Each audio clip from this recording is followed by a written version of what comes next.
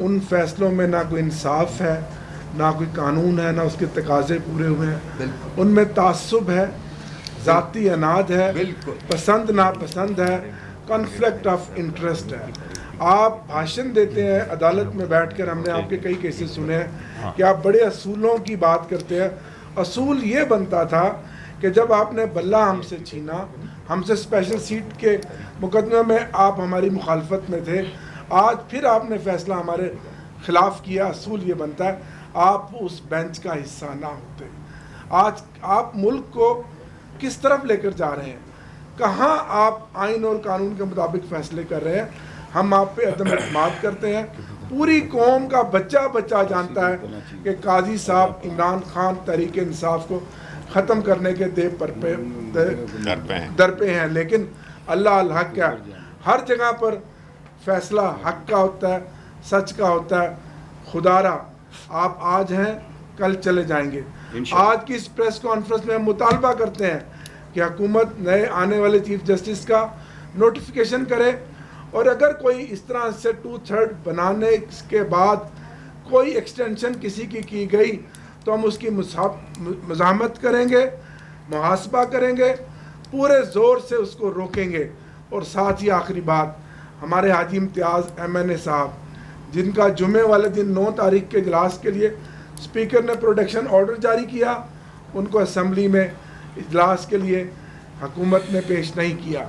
झूठ बोला। अब 13 तारीख कल के लिए एविएशन के स्टैंडिंग कमेटी के चेयरमैन ने उनका प्रोटेक्शन ऑर्डर जारी किया हुआ है, लेकिन उनको कल पेश नहीं किया जा रहा। ये इतना जुल्म और बर्बरियत है, ये जुल्म की स्याह रात है। आखिर एक दिन इंशाल्लाह इसका सुबह होनी है, सवेरा होना। और कल रात से 13 अगस्त की शाम जो पूरी कौम एक रैली मनाना चाहती है, आज़ादी की रैली, अपने जज्बात का इजहार करना चाहती है यौम पाकिस्तान के ऊपर, कल से पंजाब में फस्तायत, गुंडागर्दी, बर्बरियत का मुजाहरा पुलिस कर रही है। हमारे कारकुनों को गिरफ्तार किया जा रहा है, डोर नॉकिंग हो रही है। रात गए तक सैकड़ों कारकुनों को गिरफ्तार किया गया कि क्या ये कौम अपनी यौम आज़ादी भी मनाए, 14 अगस्त भी ना मनाए।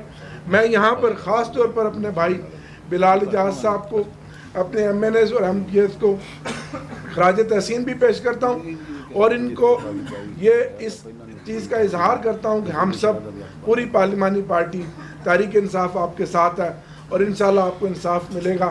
और आपके 1,17,000 वोटर्स ने जो आपको मैंडेट दिया, इंशाल्लाह वो मैंडेट इस असेंबली में ज़रूर बोलेगा। और आप अपने हल्के वो इलेक्शन कमीशन पे हम 12 कह चुके हैं, और यही ROs पे हमारा मौक़िफ़ बड़ा क्लियर है कि ROs जुडिशरी से होने चाहिए थे रादर देन एग्जीक्यूटिव से। वो हमने डिसाइड कर लिया था और हमने उनको ये मौक़िफ़ पहले से पेश कर दिया था। हमारा किसी RO पे कोई भी एतमाद नहीं था। अभी रिकाउंटिंग वाले प्रोसेस को भी आपको कहा, हम बहुत अभी मैंने जिक्र भी आपको कर लिया कि ये एक जो लोधरा वाली सीट है, विद इन 4 आवर्स उन्होंने ये लाखों वोट कहे कि हमने काउंट कर दिए, और टॉप पे लगा के 14,000 वोट 1,34,000 से कम करके 1,20,000 पे ले हैं, और कहते हैं जी दूसरा कैंडिडेट हुआ है। और इलेक्शन कमीशन सोता रहा, इसलिए इलेक्शन कमीशन हम 12 कह चुके हैं, हमारा इलेक्शन कमीशन पे कोई एतमाद नहीं है। हमने पाकिस्तान तहरीक इंसाफ के भी आपसे, खान साहब के भी आपसे, इनके खिलाफ रेफरेंसेस भी फाइल करेंगे, तो उस पर हमारा कोई एतमाद नहीं। तो आवाम के बारे में हम यही कह रहे हैं कि हमने कहा है कि हुकूमत फेल हो चुकी है, हुकूमत डिलीवर नहीं कर सकती,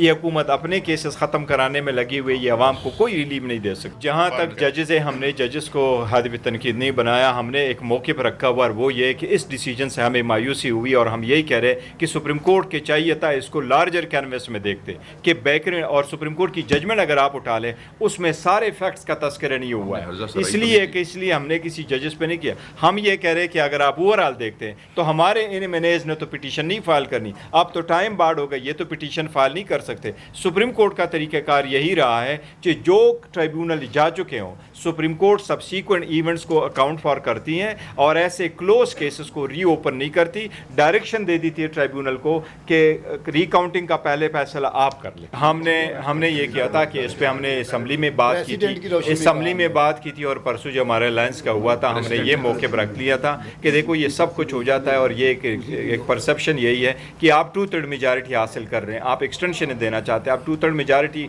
लेकर के आप पावर लेना चाहते हैं कि आप जजेस को भी ट्रांसफ़र कराएं। तो काजी फ़ाइज़ साहब का हमने यही कहा था कि 87 days before the retirement of Bandial साहब का उनका नोटिफिकेशन हुआ है और इसी हुकूमत ने, इसी वज़ीर कानून और इसी प्राइम मिनिस्टर ने किया था। तो हमने उनको कहा है कि आप ये कर दे ताकि ये मैटर ख़त्म हो जाए और साथ है देखिए इंशाअल्लाह ताला उस पर अमल दरामद होगा। हमने चीफ जस्टिस से भी मुतालबा किया है कि आप माइनॉरिटी में सही लेकिन आप चीफ जस्टिस से इस जजमेंट को इम्प्लीमेंट कराना आपका भी फ़र्ज़ है और सुप्रीम कोर्ट अपना जजमेंट ज़रूर इम्प्लीमेंट करवाएगी। उसके नोटिफिकेशन होने चाहिए और सुप्रीम कोर्ट ने उस जजमेंट में भी कहा है कि हम उसको इम्प्लीमेंट करेंगे। और हमने जो आपको वो कर दिया बताया वो ये कि प्लान ही ये था 8 फरवरी के इलेक्शन को चोरी करवाओ, फिर भी यही था रिजर्व सीटें ले लें। अब रिकाउंटिंग में अपने वो मकासद हासिल करो। तो हम इन तीनों के खिलाफ है और हम कह रहे हैं कि इंशाल्लाह आवाम की जो विल है वो प्रिवेल करेगा। सुप्रीम कोर्ट की जो जजमेंट्स है वो किसी भी तरीके से ये इख्तियार पार्लियामान को भी इवन हासिल नहीं है कि वो जो basic structure of the constitution है जिसमें